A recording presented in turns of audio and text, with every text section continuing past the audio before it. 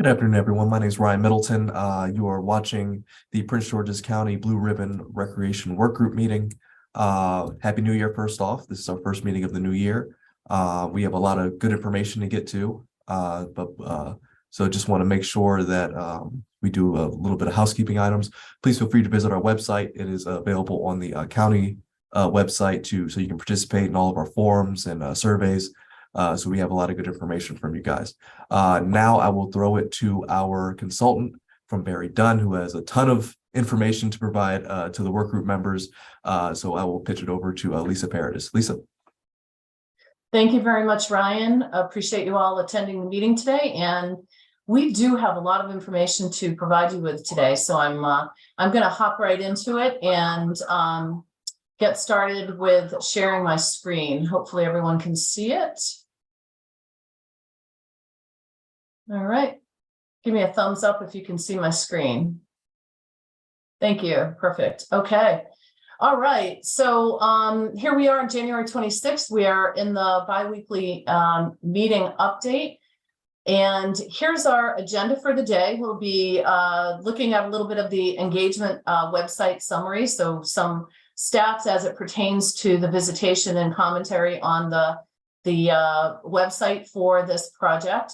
We'll be looking at a review of the current conditions and a summary of the on-site meetings with Maryland National Capital Parks and Planning Commission and a couple of departments within the county. We'll focus on the agenda and participant recap. We'll look at key findings and with specific impact to the following items pertaining to budget and finance, policy and legal systems, service delivery, and human capital or staff. We'll look at consultant approach to the next phase, and then we will ask the panel for discussion on what the information that they have learned, and then open it up to more questions and commentary. Without further ado, let's jump into it. And as a reminder, we like to put this slide up first just to remind everyone on the panel and those viewing what the summary of the statement of the charge of this panel and the consultants are, and that is to determine the most efficient way to provide the services and whether the provision of all or part of recreation services should stay where they are. One of three scenarios: stay where they are, continue to be provided by MNC PPC, become a direct part of the county government, or reside in this newly created quasi-public authority. And a little bit broken out, a little bit more broken out. The work group is charged with making recommendations minimally on programming, improving access to existing youth sports, arts, recreation programming, facilities, opportunities, and which would imply improving access to opportunities for county-based minority-owned and small businesses, considerations for the potential costs, benefits, advantages, and disadvantages of transferring responsibility to any other entity. And then our strategy has always been how a different entity could fund those costs, and if and what that actuarial deficiency or any other adverse financial consequences would be caused to bifurcation. For today, I want you to know that we'll be focused on mostly on the costs and benefits and advantages from a financial perspective. That is the bulk of our information today, as we have learned in the last couple of weeks from the MNC PPC staff. Just to give you a little bit of an update about the project, we are still in the meat of the project, this data gathering and analysis stage. We are finishing up this piece of it this week and still awaiting on some information from the MNC PPC staff, but we have a lot of the information we need to actually do the final analysis portion of things. We'll be continuing on to the draft study, and adoption is still slated for April of 2023. Wanted to tell you a little bit about the engagement site and to let you know that the site the site provides it. That is actually found on the county's website and on Maryland National Capital Parks and Planning Commission website. That can be found and linked. There's a direct link to that. So I want to let you know that this provides some information about the project. There are some questions in a forum format. There's a survey. There's an access for a link to the agendas and minutes, public meetings, and there are some frequently asked questions. Our site statistics to date are 4,333 site visits, of which 1,789 are unique users. There have been to date 159 forum comments and 165 survey responses.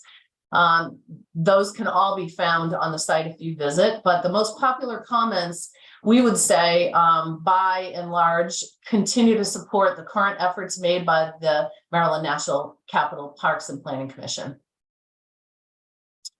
Additional stakeholder comments include the need for some additional children, youth, and adult recreation programming, increased marketing communication to inform the public of services provided by the MNCPPC, improved transportation and pedestrian sidewalk. So that was about access. And there's some comments about partner and collaboration with schools for shared facility use. The last was about continuing to improve the recreational services under the existing structure. So we wanted to talk a little bit of a refresher here as well, just to talk a little bit about the focus of our work over the last couple of weeks. And with that, just to provide you with an overview of MNCPPC's current environment and what we were specifically looking at with our recent visit to their site and with the meetings that we had with the staff.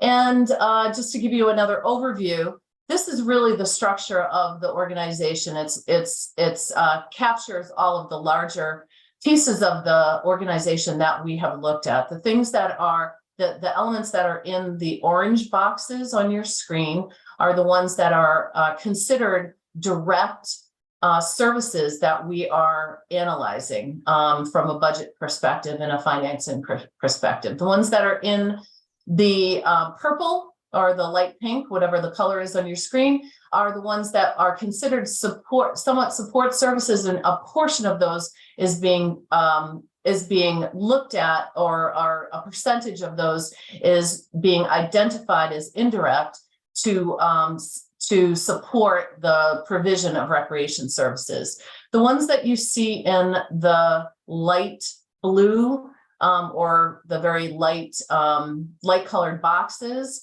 public affairs, information technology, and at the top, support services. Those are all the elements of the organization that are being looked at as true support services, that are overarching services that would exist in any scenario that is depicted by our analysis. So again, as a reminder, one of the things that we are, the thing that we are getting to with all of this analysis to try to figure out how the programs and services in that orange are supported, directly supported by parks and facilities, and what percentage of that from the budget and from an operational standpoint needs to be pulled out and factored in a scenario of bifurcation, as well as the largest ring, which is the indirect support, finance, human resources, information technology, and what is also considered CIS or support services for the entire organization. We conducted on-site meetings on January 10th, and here's an overview of of who we met with and what was the outcome of those meetings. We had 8 meetings that were facilitated on that date, and we had approximately 200 employees. We didn't actually get a final count, but we think it was a little bit more than that, actually.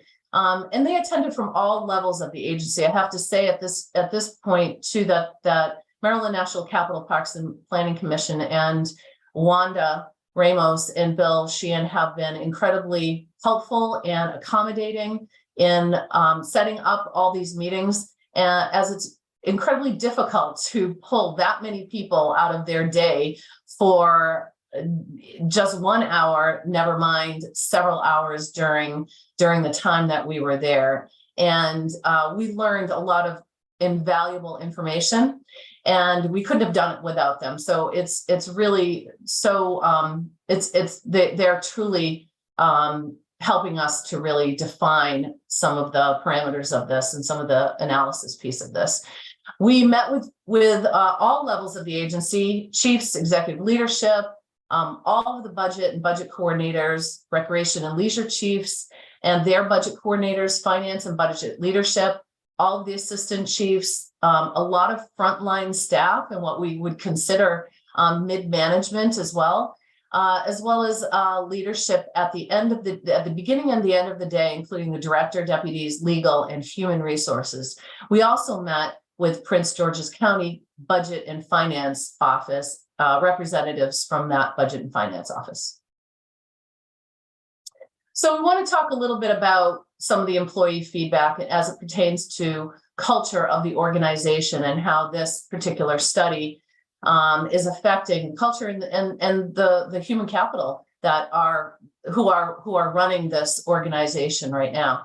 And we went into this day thinking that we had this really well composed set of questions that we were going to ask the staff. And we rapidly understood that we needed to really do an overview and to have the staff gain some understanding about what the process was all about and what the project really meant. Prior to this, I think a lot of the staff went into this meeting really worried and concerned for a number of reasons. So we met with employees who were really upset and frustrated, and they were deeply concerned about the possibility of moving their themselves and the organization to the county, or even in a hybrid kind of way. They were really concerned that the county cannot really understand the breadth of the services and all the support that they currently offer. And there was this sort of overarching perception that there's a money grab behind this, that there's a piece about this that is about desiring the Maryland National Capital Parks and Planning Commission reserves. The impact on the existing staff, as told to us, would be significant. They are worried about pensions, benefits, and compensation, as the current situations do not match up. The county pension and benefits system is very different and somewhat inferior to the one that exists under the commission right now. They're worried about should this take place, if there would be retention and the ability for future recruitment. Morale, we would say, has been significantly impacted from this particular the undertaking of this study and thought around the study. And the staff really does feel like there's not enough time for the study to take place. They felt like it was a very short period of time. And there's this overarching perception that the decision, by even undertaking the study and financing a study like this, that the decision to move to under the county to bifurcate recreation services has already been made. That it's a done deal.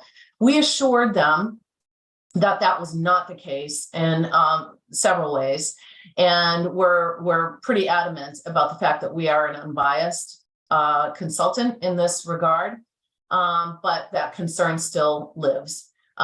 There is a concern about the validity of the study because they felt, and understandably so, that there isn't a similar analysis being done on the county's side to understand the capability of taking on the additional services under us, directly under the county. So some of the major themes were broken down into a few different areas. And in the first piece was about services. And what I will say from an editorial standpoint here too is that by and large, the staff was not their first priority when we talked to them was not about how they particularly were affected. It didn't come out as a conversation until much later on about compensation and pension benefits and things like that. But they were, on the whole, very concerned about service delivery to their constituents and to the community that they've worked so hard for.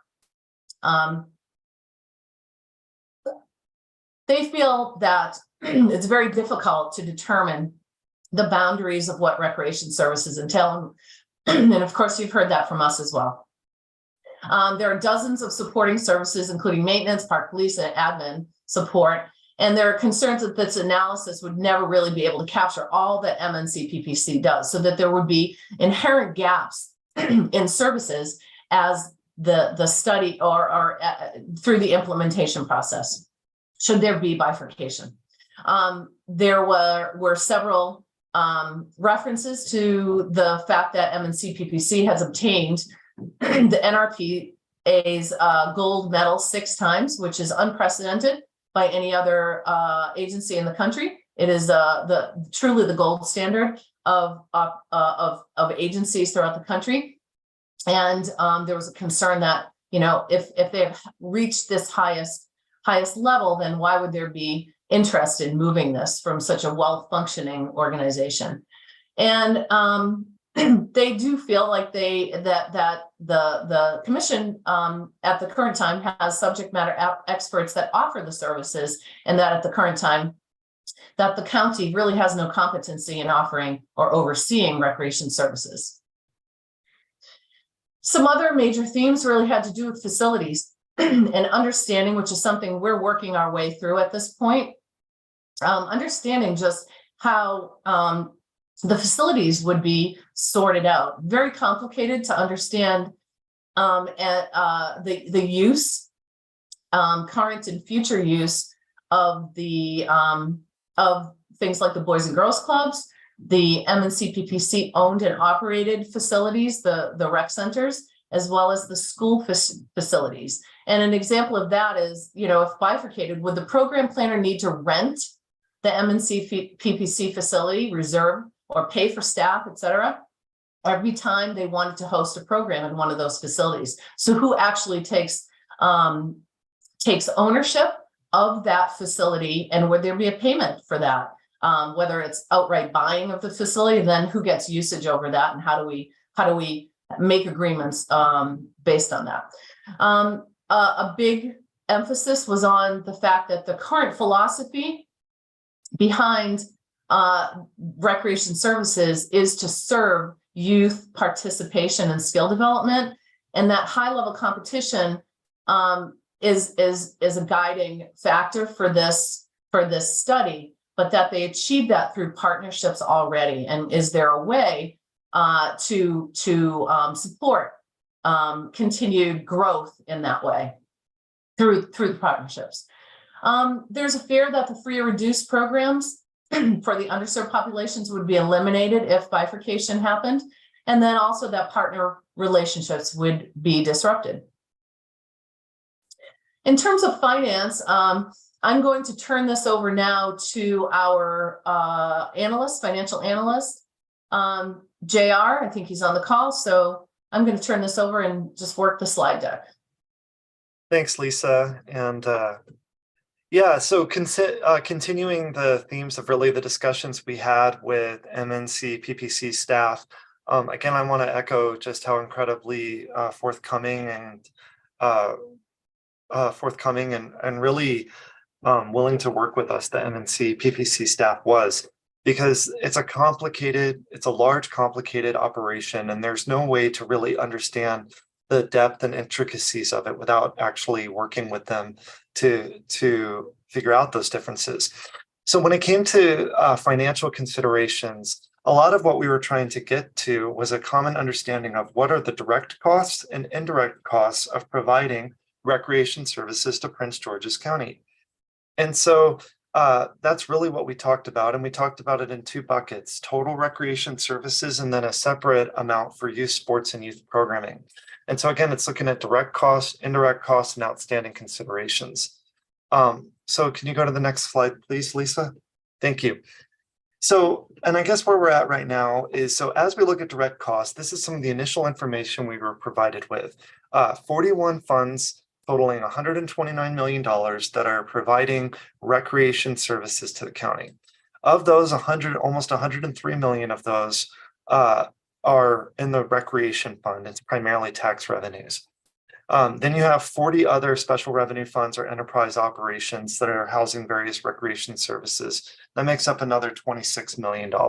So these are the direct costs that we know of. We have this information. We can say that at a minimum, the cost of providing recreation services to Prince George's County is this amount. However, there's a lot of other expenses that really need to be talked about. That are providing both direct and indirect services that will greatly increase the amount that it costs to operate recreation services. And so currently MNC PPC is collecting this data for us. And so we're waiting to get that information from them. And once we get it, we'll be able to fully analyze it. But I do have a lot of information in terms of what kind of stuff we're looking at, and we'll discuss that on the other sides. Also, in terms of direct costs, we know that there's capital projects also budgeted in fiscal year 2022. The adopted was 88 million. And then the whole 6 years of CIP was $250 million almost. So again, not all of those dollar amounts will be attributable to recreation, but some percentage of them, likely a large percentage of them, will be. And so again, it's important for understanding that the total cost of recreation services is going to be quite large. Next slide, please. So indirect costs. So this is where there's a lot of variable things that we're figuring out. How much does it cost to do all of the support services for operating a recreation division? And this includes things like your management services, your building services, training, risk management, park house rentals, legal services, administrative services. There's a lot going on here. And so even when we look at it at a rolled up level, we know that there's a parks fund that's $180 million. And we know that there is some level of support going for recreation services out of this parks fund. Similarly, there's an administrative fund of $61 million, and we know that some percentage of that administrative fund's expenses are attributable to the recreation services. Similar with internal services. Now, those two services, those two funds, the administrative fund and the internal services funds, are supporting two main operations: a parks fund and a recreation operation. So it's likely a large percentage of those administrative dollars and the internal services dollars are attributable as indirect expenses to recreation services. Until we get estimates from MNC PPC, I feel I'm very hesitant to hazard a guess. But I think a conservative guess would put it at a minimum of around $40 million is what I would expect to be coming from those three funds supporting recreation services. And it's likely a lot more. Next slide, please. So as we move forward with this analysis, we're gonna, the report will have a pretty detailed accounting of direct and indirect costs. And then there's still going to be legal, financial, and policy outstanding considerations that need to be addressed.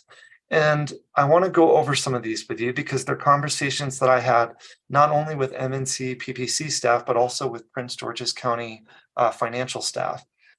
And so, first thing I want to talk about is facilities.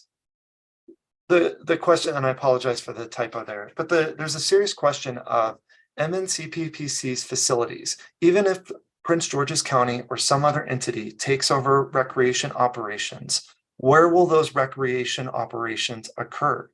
Will the facilities, the parks, the buildings, everything be transferred to either the county or the new entity, or will they have to be leased or purchased? And these are really important considerations because if they have to be purchased or even if they have to be leased, you're talking very large sums of money. Second thing, again, even if you get them, there's the question of would MNC PPC facilities even be available for utilization for programming that's taken on by another entity? Because especially if you do something like take over just a portion of the programming, who's to say that then the existing facilities of MNC PPC wouldn't then be utilized for other services? And then where would the programming that was transferred actually occur? And so again, this could lead to new or additional facilities having to be purchased or leased by the county or any other operation. Finally, there's questions of maintenance and operations. Who would take over maintenance and operations if partial operations were moved? Would MNC PPC still be responsible for maintaining facilities, or would Prince George's County or some other entity have to take that on? These are very serious policy considerations that have to be contemplated when determining the feasibility of this as well as the cost. Next slide, please. There's a few financial considerations I really want to talk about too. TRIM limits the amount of taxes, the percentage of taxes that Prince George's can levy. And MNC PPC is heavily dependent on taxes for its operations. So the question of how the county would pay for services if they were transferred to the county is very real. There's also legal questions of if it can even be done legislatively to transfer that funding. Again, the other thing I want to talk about is debt. MNC PPC has debt on its facilities and on some facilities, and the question becomes then, does that debt transfer? And if it does transfer, how does that affect the county's existing debt ratios, which has huge implications for bond ratings as well as what they're illegally allowed to issue. And then a final major theme under the finance is the scale of impact to MNC PPC's pension system if hundreds of employees are taking out of it. It's not just a matter of taking out the amount of money that they currently have deposited into the pension system. You're also taking away all the years of contributions that pension system was counting on when it was determining its solvency. And, you know, this is the kind of thing that can seem on the surface that it might not be the county's problem, but if the pension system fails, it could be the county's voters and the county's residents that are then responsible for determining a political or financial solution to that failed pension system. So again, just another consideration under finance that is a big question that goes a little bit farther than, what happens if we take over recreation services.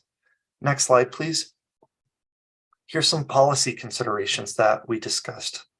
The human side of this is very real, and the employees who are currently providing recreation services for MNC PPC are professionals who are very dedicated to that organization and to the services they're providing at that organization.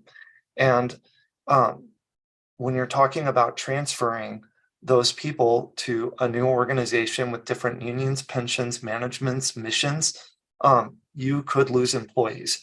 And right now, replacing employees is very difficult. And it's just the human impacts of trying to move an operation are something that need to be considered and really considered thoughtfully beyond just how much it would cost to pay employees from one organization versus another. Similarly, creation of new operations are not easy. It takes a while. And you're talking about having to not only create new direct services, but also the support services, the policies and procedures, everything that goes into supporting an operation. It's time consuming. And again, you're talking about it could also be a duplication of efforts that currently exist at MNC PPC. Technology such as recreation programming registration software is another real expense that would have to be considered. You not only have to consider how to purchase it, but then set it up and then support that service. And then finally, I mentioned it a little bit, but this is a real barrier. Current legislative barriers that might exist for transferring MNC PPC funding, property, assets, all of these things. These are questions that really need to be considered in terms of how you could possibly move forward. So next slide, Lisa. Oh. Sure, and I'll take that one. JR, thank you. And just to build on some of the information that we learned and understood a lot better actually during our meetings with the staff. MNC PPC has done some major things over the last year, some big service delivery enhancements, and that we understood much more in depth when we were there. Their synergy reorganization was a restructure of their organization is about 6 months in. We've talked to the panel about this before, and it really it seems to have set the groundwork for providing a much more centralized and specific way to tackle things like facility maintenance and centralized services into their specific areas so that they are much more efficient and responsive as it pertains to things like facility management. They've also embarked for the last 6 months or so on the YCSD, the Youth and Countywide Sports Division strategic plan, and they've really made great strides in understanding and tackling some of the work that was established during that plan, and provided one of the things that we know that they've done is actually really provided for gaps in services by offering new programs in all of the areas, virtually all of the areas that we identified during that plan. There is a new school use agreement that is being discussed amongst the leadership of the public schools and MNC PPC. And we have full hope that that is going to be updated from the existing school use agreement. The existing school use agreement is really unusable, and it has not been implemented. And we find that to be a true barrier to expanding in place, if you will, to where the facilities and properties of the school system could, in part or in whole, be utilized in some way by MNC PPC, more so than they are now, to create a much more equitable way of programming throughout the county. They've also purchased a new software system that will streamline the process to centralize the facility reservation and usage, so that one entity actually does all that for the entire system, rather than it being piecemeal and it being kind of who you know, and the process right now. They've recognized that there are some flaws to that, but it's a little bit in the future. I think it's a few months down the line, but they're taking big steps to be able to put that in place. And the other thing is really about this facilities updates and improved maintenance. They have designated financial resources, and they have aligned through the synergy reorganization. They've aligned their human capital resources for support and improvement of responsiveness to the needs of the community for facilities. It was noted to us that people were the user groups for baseball fields and soccer rectangular fields were able to get on the fields much earlier this this last year than they were at any other time and over the fall. So things are happening that are really good. And we wanted to note that they're just kind of new right now.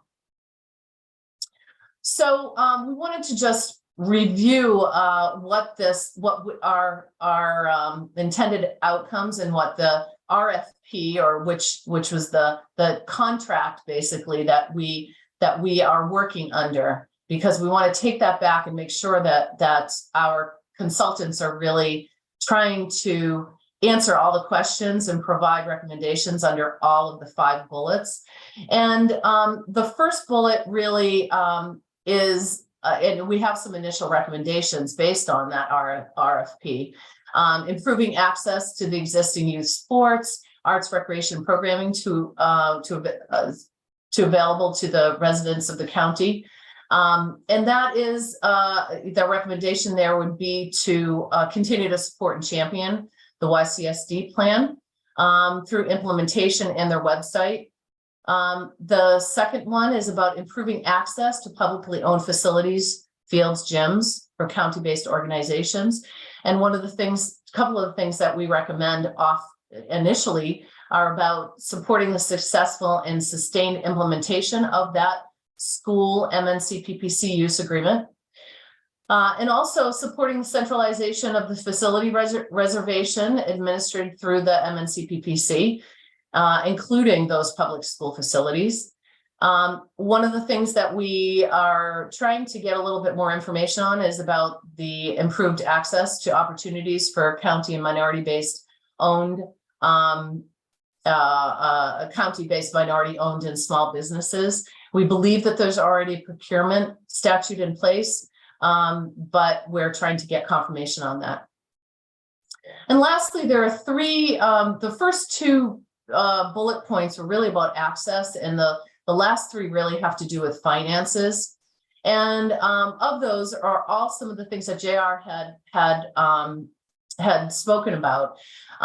Understanding, of course, that the potential cost, benefits, and advantages and disadvantages. We know that there's almost $130,000 of funds that would possibly be transferred, but there are legislative barriers that exist.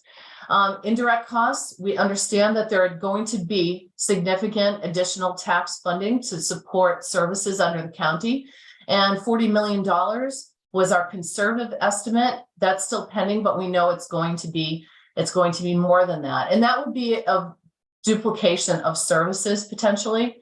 So there would be a true cost of at least $40 million. In terms of capital costs, as JR said, that we would need to determine the percentage that would be incurred by the county taxpayers, and moving forward, if those monies could be transferred. Pension costs are up in the air at this point. Once we figure that out, that'll be another layered cost onto that. But and lastly, just to sort of wrap this all up, is to say that once we have the attributable to indirect and capital costs, we can assign the percentage of an existing tax to be carried by the county.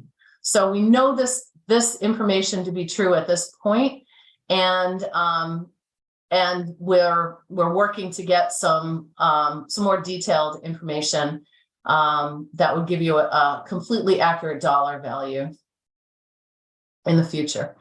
And I know we have some.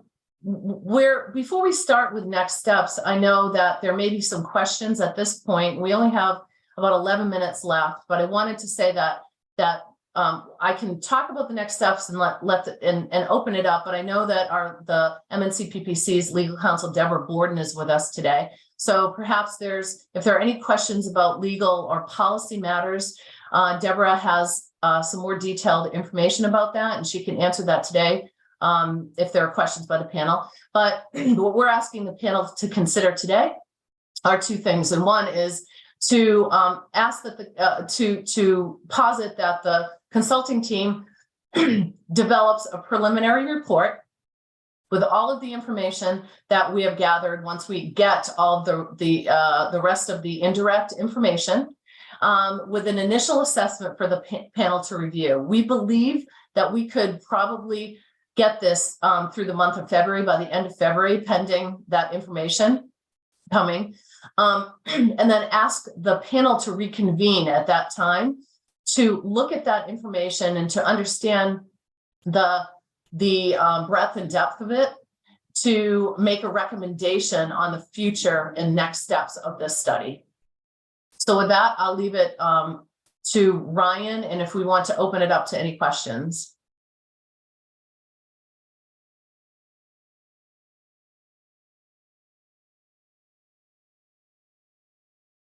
Do we have any questions from our work group members? I have a question. This is Stephanie. Back on slide 18, you talked about, I think it was JR was talking, and he talked about Prince George's County taking over the department. And when you talk about Prince George's County in these numbers, or especially the last bulletin, are you talking about Prince George's County, the government, or are you talking about the bi-county? When JR talks, I'm a little bit confused if he was talking about Prince George's was he talking about the Department of Parks and Recreation, or was he actually talking about Prince George's County? Yeah. So I'm referring to the county that is the county consideration that we've been bringing up during this whole discussion about having county potentially take over the services. So that's the entity that I'm referring to. Prince George's County capital projects, you're talking about the government of Prince George's County, or are you talking about the Department of Parks and Recreation in Prince George's County? Is to the extent, I don't know what county, I don't know. I think the Department of Parks and Recreation in Prince George's County a department of the government of Prince George's County? No. Okay. But I would step in, Stephanie, and say that question was asked initially, whether there was a defined organization or department under the county that had already been defined that would be the oversight for this particular department, were it to be bifurcated and fall under the county, and that has not been determined. So we are looking at it as a straight new department under the county. Yeah, government. I guess my question was, in some of these slides, it was referred to as Prince George's County, and I got the feeling that maybe it was the Department of Parks and Recreation when they were talking about financial stuff, because it seemed like it was all Maryland National Capital Park and Planning Commission. Of course, that's by county. You got the Montgomery County side and Prince George's County side. And we've got two departments on our Prince George's County side, the Planning Department and the Department of Parks and Recreation. So and then you got Central Services that oversee both counties.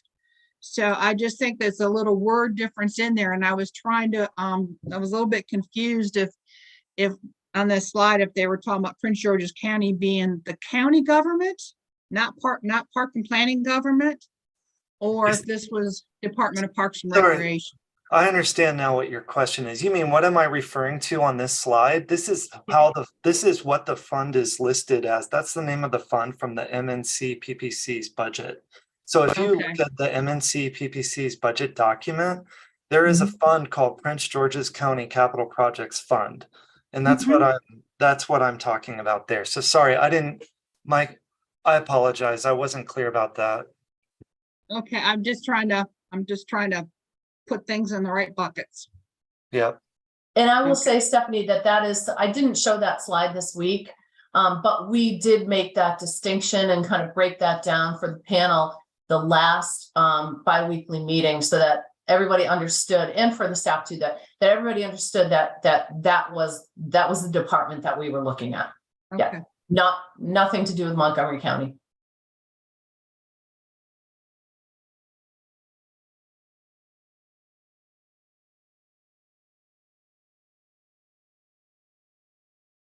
Do we have any additional questions? I have one more. On slide 24, you were talking about the benefits, advantages, disadvantages. And in going through your presentation today, I noticed a lot of comments and, sort of initial, a feel of what kind of overarching things that you're dealing with, but I haven't seen any benefits.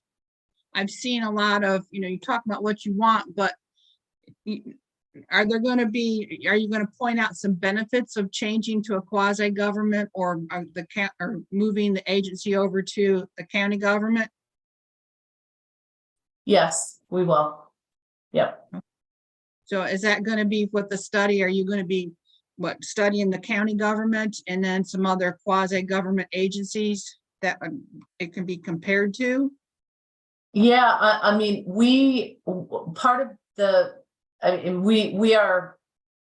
focused on looking at the service delivery with the MNC PPC and the cost of that at this point now.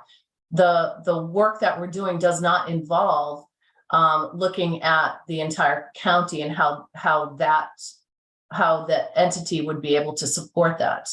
What we are looking at right now is the cost to move that over, and then exactly what that scenario looks like. Yeah. Okay, so you're just looking at the cost first and then look at how it would work. Okay. Yes, thank you. Yeah.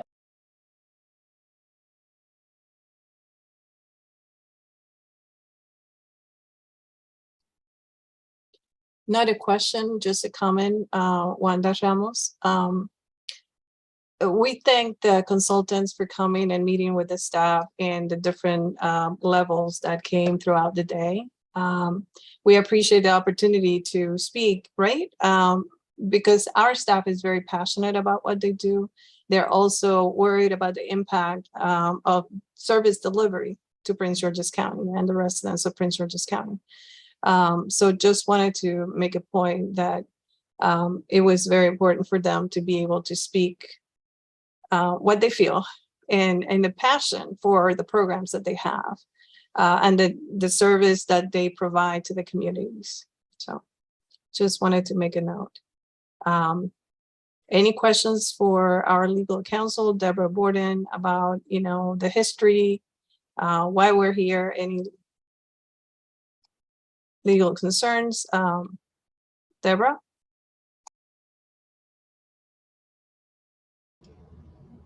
I'm here. I've been listening. Thanks for inviting me, by the way. It won't hurt my heart if you don't have any questions for me, though.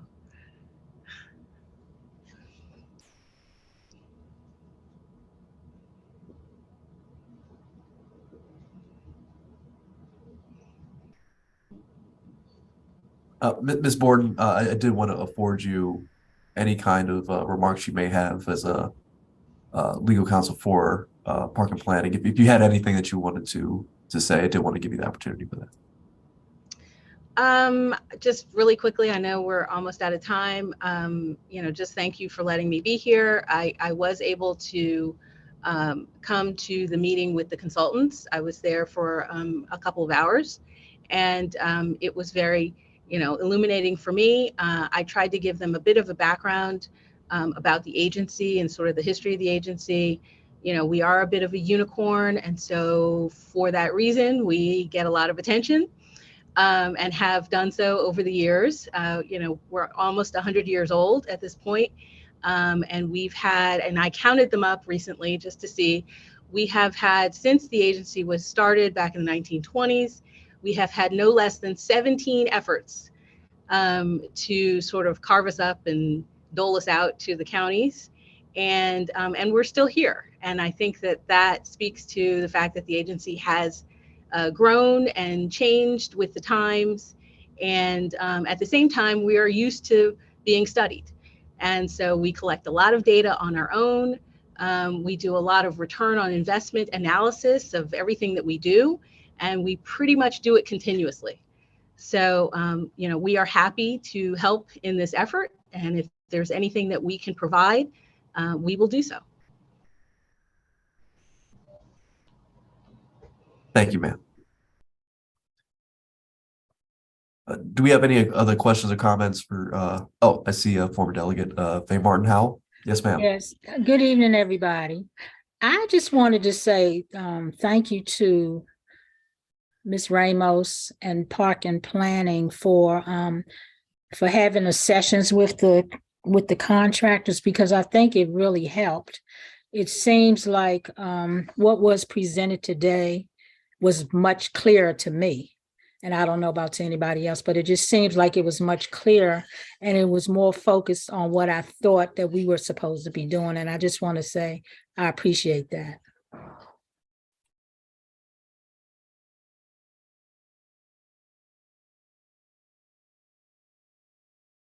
I thought I saw a hand from Rhonda Dallas. Ms. Dallas, are you here?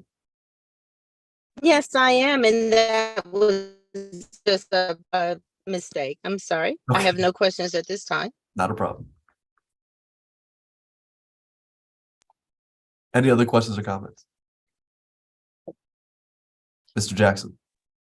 Yeah, good afternoon, everyone, and thanks for allowing me to join this meeting here. As the president of Prince George's County Boys and Girls Club, I did put a message in the chat, but I'm wondering, is there any plans to have a direct meeting with myself and my executive committee as well to discuss some of these efforts? I know you all had some from meetings with park and planning leadership teams and various groups, but is there any opportunities, any chances to meet with some of the youth, the organizations that put on the youth sports? At this point, we haven't scheduled those. Appreciate that there is a need for that at this point, or potentially after our financial analysis is done. We have not scheduled that as yet. We will do that as necessary, though. There are certainly a lot of groups, including the Boys and Girls Clubs, that are current users and partner groups with Maryland National Capital Parks and Planning Commission. So that would be a wide net that we'd have to reach. But at this point, we don't have those meetings scheduled.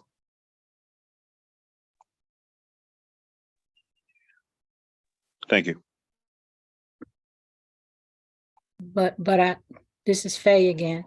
I do agree that probably would be helpful, because I think that the Boys and Girls Clubs were the ones who had the initial complaints or, issues. And I'm trying to understand them myself. So I think that might be a good thing for us to do. Yeah, we definitely have some concerns and would like to find ways to collaborate and make sure we make this as advantageous for all parties. I'm always available to speak or to host or come to a meeting. Unfortunately, I do have a 9 to 5, just like everyone else. So these meetings kind of coincide with that. So normally I have to make sure I schedule my meetings accordingly to attend these functions here.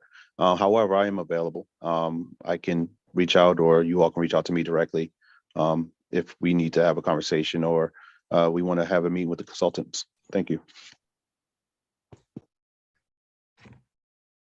Thank I had you. a question, Lisa. This is Donna Herring. I think earlier you mentioned that there was an agreement in place between the Prince George's County Public School System and Maryland National Capital Park and Planning Commission, correct? But it wasn't really usable at this time. Is that what I understand? Yes, there has been, and perhaps Bill or Wanda can check my facts, but there has been an agreement in place for a couple of decades, actually. I think that the commission and public schools officials are looking for ways to update that and to make it more implementable, so that at this current time, I think initially it was something that both sides agreed on and the usage piece was agreed on, but it's since fell by the wayside, as they say, and they're looking for ways to be more collaborative, I believe. Bill, did you have anything to say about that? Yes, thank you. There's currently decades, I believe in the late 70s or 80s, the first version of Administrative Procedure 1330, basically, or turnkey. It's when the community can utilize the Prince George's County Public Schools. And there were certain procedures during the weekday, and then for our use, through the turnkey program on weekends. And over the years, as some newer schools have been constructed, and with multiple various facilities in them, it's time to be reviewed and revamped. And that's what our department, as well as Prince George's County school staff, have been working to revamp some of those and bring them up to everything from how to access keys and codes and cost and access and procedures for those. We are tightening those up and reviewing those, and we're actually on a fast track. So hopefully we can get those addressed sooner than later to make that, because as we've all heard, and this is the main reason we're here, that's what the public access, getting not only to our parks and recreation facilities, but also our schools, indoor and outdoor facilities. Another piece was the artificial turf fields that in that initial agreement, they were not, in our schools, and now that they are, do they fall under this procedure or not? And those are some of the things that we're addressing just to make it easier for the community to be able to understand how to access the use of our public schools and their various facilities. Bill, do you have an idea of like the time it'll take to kind of come to some type of agreement or get it somewhat finalized? No, I know we are going through and addressing certain things and making the edits, but I don't know, once that's done and both sides agree on that and then it's put forward for implementation, I don't know that process, but I can definitely find that out and give you an update. Either I'll email you or I'll share this in our next meeting. Thank you. And so Lisa, you mentioned a website that would kind of oversee all of this type of facility coordination. Is that separate from this turnkey program or agreement? Yes, and actually the website, I think there would be a link. I might be speaking out of school on this, but I believe that there would be a link so that the community at large and leagues and AU teams and whatnot could access that to get facility reservations. So there wouldn't be as much human element to it, but the initial that would be accessible by all. I think that there's something in place now, but what I was referring to. There is. And my apologies, I made it off. No, what I was referring to prior to that was the one-stop shop website that was developed for all youth athletics, and it is a clearinghouse basically for pretty much all of the youth sports that happen within the county, including all of the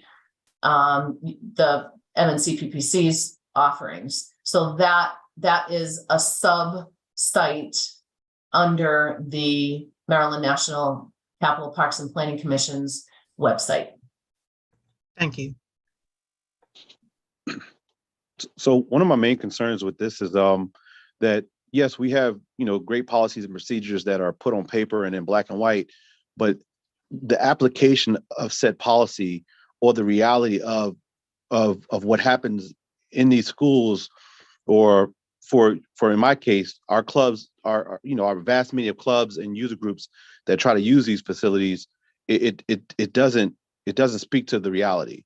And I'm not going to utilize this opportunity here. There's definitely a different form, but I commend Bill and Park and Planning and the people that we partner with for kind of running a lot of this to the ground. But we still have these major concerns, and they may not be addressed here, but it's always good to be able to speak truth to power.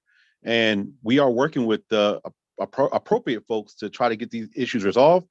But we have thousands of kids who are suffering because of some of these inactions or realities that aren't coming to bear here. So I'm willing to collaborate and work with anybody to see if we can get this resolved. I think we are doing a great job from Park and Planning and Boys and Girls Club, Prince George's County Boys and Girls Club to work this out. But like I said, we're already almost 2 or 3 months past when we should have had this completed. I just want to add, Ryan, when I see you next, I'll talk to you in more detail about specifics, but I just wanted to share that that's a prime example of why we've been meeting, and we've been making some progress. The right people are sitting at the table from, the schools, the county, as well as our agency. And those are some of the things that you're referring to, whether it's access or temperatures of the schools, or anything in between. Those are specifics that we're addressing, and want to make sure that they're not only on paper and look good, but when we actually are the frontline people that are dealing with permits, access, safety, and security, that it's reality. And so those are exact things we're addressing. So I appreciate those comments. I appreciate you, Bill. Appreciate it.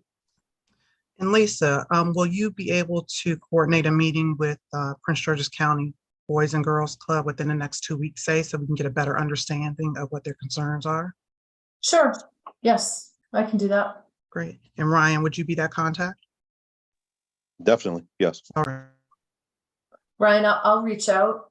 I'll get your email from the other Ryan. I'll go ahead and put it in chat as well. Cool. Thank you. Ryan? Hey, how you doing, Wanda? How you doing? Just have a question Sure. about, are we gonna have the subcommittee meetings? Are we gonna, is there a need to separate and work on other details for the plan, or before you prepare the draft report? Oh, wrong Ryan. My apologies. Middleton? Oh, you were talking to me. Okay, I was confused. Sorry. Could you repeat your question, please? Yes, are we gonna be setting up subcommittee meetings to continue to work on the plan or the results, or to provide more information to the consultant for the report? I think so. We still need to chat about that with Barry Dunn. I don't think that will happen before we get this initial sort of report from them after the information they received last week. I think the plan is to hold off on that until we get that initial report, and then to go from there, so that the entire committee can sort of, not the committee, the entire work group can decide on where to go from there. Does that answer your question? Okay, thank you. So we went a little over today, but do we have any other questions, comments, and concerns today? If there are any other questions, we can always feel free to send an email. We can resolve that and push it to the next meeting as well. Okay, seeing none, I will throw it back to our chair, Donna Herring, so she can close us out. Okay, seeing no other questions, I adjourn this meeting at 3:13 p.m. Thank you. Thank you. Thank Take you. care. Bye-bye. Bye-bye. Thank you.